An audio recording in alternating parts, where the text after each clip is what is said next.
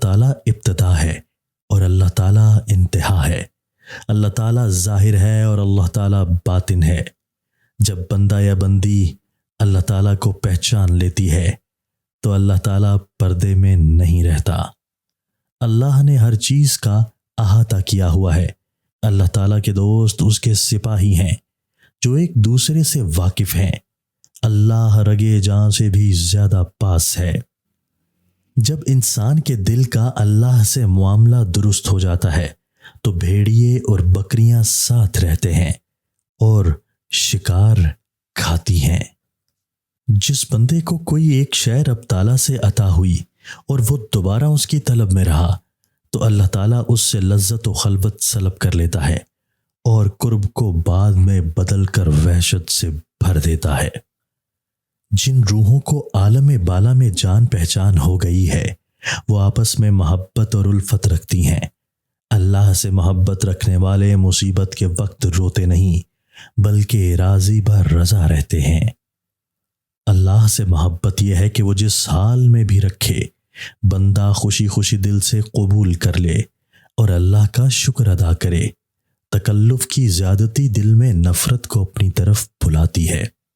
اللہ کی نظر میں اس کام کی حیثیت ہے جس میں زیادہ خلوص بھرا ہو۔ جو بندہ ہر وقت اللہ کا دھیان نہیں رکھتا وہ گناہوں کی لپیٹ میں آ جاتا ہے۔ اگر اس بات کا یقین ہو جائے کہ حق تعالیٰ ہر جگہ پر موجود ہے تو معاشرے سے ریاکاری کا ہمیشہ کے لیے خاتمہ ہو جائے گا۔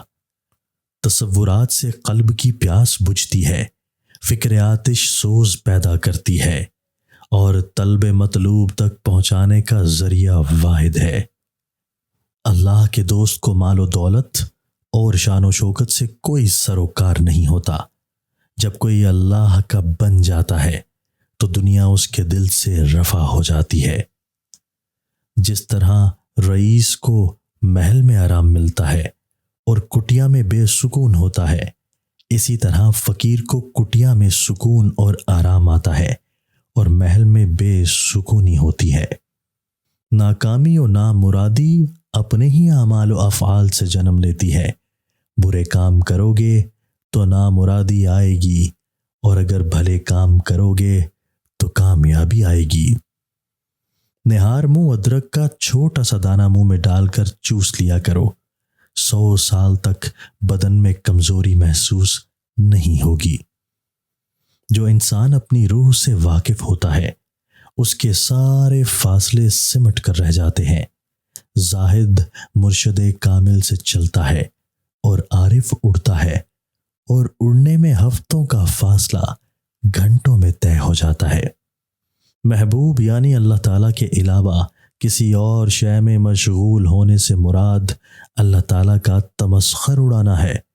عارف اللہ کے قریب رہتا ہے اور اللہ اس کے قریب رہتا ہے۔